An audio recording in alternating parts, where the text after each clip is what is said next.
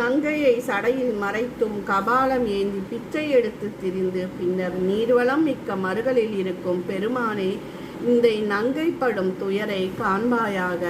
நீலகண்டனாக மறுகளில் விளங்கும் ஈசனே, வண்டுகள் பரவும் சூழலுடைய இப்பெண்ணின் கண்கள் அழுது துன்புறும் நிலையை நீக்குவாயாக.